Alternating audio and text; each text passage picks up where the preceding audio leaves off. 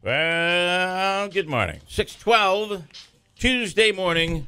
Little chillier out there this morning, 34 degrees.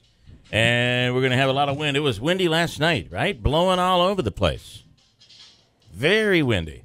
And then it'll warm back up for tomorrow, and we'll get into all this weather stuff coming up. Right now, there is an incident going on in, what do we know about what is happening with this Egypt airline?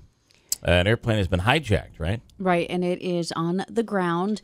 Most of the people on board, we believe, have left the airplane. The person who is thought to be responsible for the hijacking is an Egyptian national, authorities are saying right now, and they believe that he's a professor of veterinary medicine at Alexandria University who is demanding political asylum. They think that he may be wearing a suicide vest. He has claimed that he has explosives on board the plane. The latest is it's not terrorism at all. That it's the typical. It's what he wants is to talk to his wife.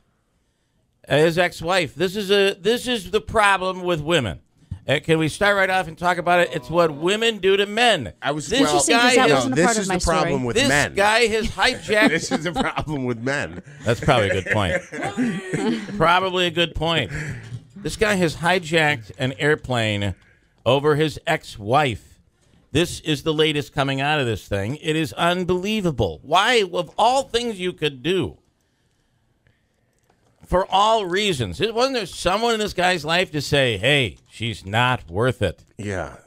And I understand this is not like ISIS, but I would say if you're a passenger on that plane, this is terrorism. You don't care the reason. The guy's threatening to blow the plane up and you've been hijacked, etc.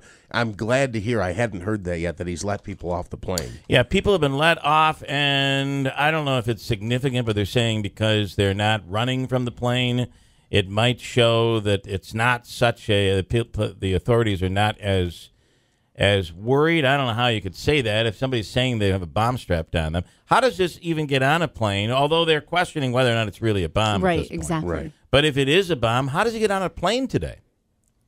How does that happen? I don't think he does. Huh? I don't think he does. I don't think he's got a bomb. You don't think he has a bomb? I mean, I think a simple bouquet of flowers would have done better than a bomb. Things could have been different, but this stuff happens all the time. You have murder, suicide, and people. If I can't have you, no one's going to have you. I don't know what it is, but it's mental illness. It's mental illness, and that's what this is. And it's interesting though to watch how differently the authorities treat something like this, because and Christine, we've talked about this, right? Mm-hmm. That if this is, ISIS terrorism, their goal is to create a splash, so they're going to kill people. Right. So the goal is to go in and rush the plane. So the moment you get on the airplane. Whereas if it is a suicide potential situation or something where he has demands, like what they're saying in this case, at this point, at least we think, they negotiate. And that seems to be where they're at right now. Yeah, I was going to say, normally you don't see governments negotiate with terrorists, but again, this is a different situation. I can imagine the negotiator on the phone with this guy's wife or ex-wife going, will you just talk to him 10 minutes? Just talk to him for 10 minutes. We got to get him off this plane. Yeah, it's just crazy. The things that, all right, so I'll rephrase this. The things that men allow themselves to do over women. So probably the problem is not women. It's probably men.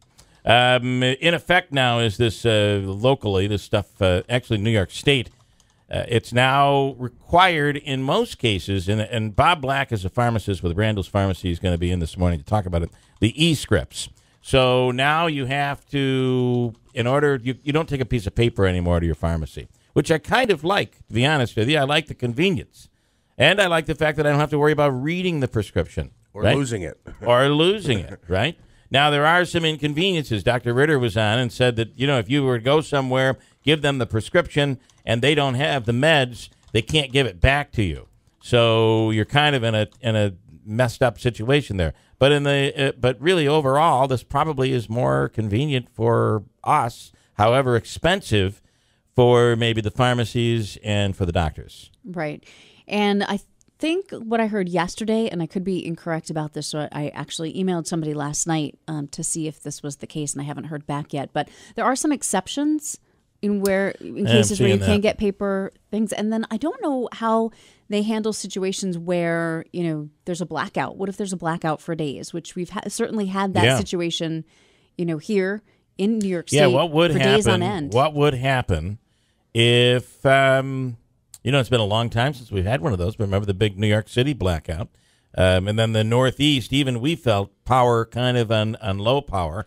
But what would happen then? Right. Well, within the last 10 years, we had a blackout of like 3 days, a brownout of 3 days. And so what would happen then? Mm-hmm. Yeah. But I guess they can still write prescriptions, but you have to be thinking that if they had to write prescriptions, it would become it'd be abnormal. So all of a sudden it would become confusing. I don't have enough prescriptions. I don't have enough paper. Yeah. It'll be interesting to see what Bob Black has to say. We'll talk to him later on this morning. In Georgia, big vote yesterday on this religious liberty bill. It depends on where you are on the issue, because it's either the religious liberty bill or the anti-gay bill. Right. And it's funny to see which news media outlet uses which phrase to describe it.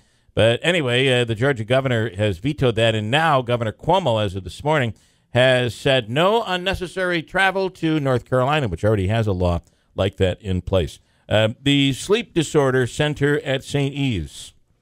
I was there last week, and Dr. Levine will be on today, and I actually have video today.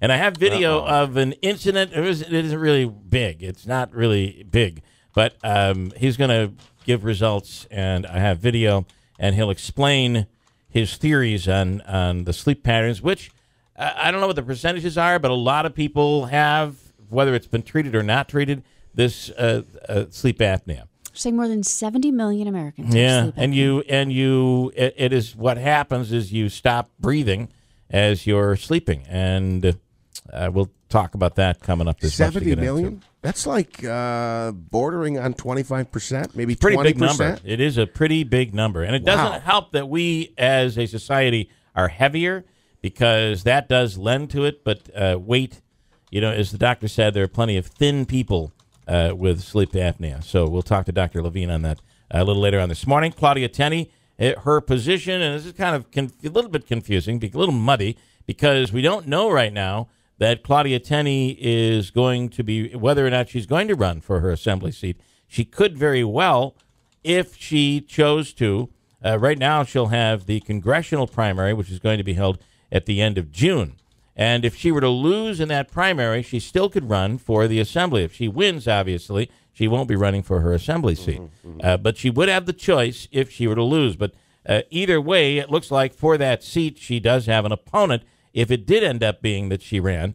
And Arlene Feldmeyer is running. She's from Little Falls. She's in studio. She is a Democrat. We're going to talk to her. And also, Andrew, you have a Hillary Clinton advisor that's coming on today. That'll be kind of interesting because there's a lot to talk about. Yeah, Karen Finney is a senior advisor to communications, also a senior political strategist for Hillary for America. And also we'll have one of the Fox News representatives talk about these emails.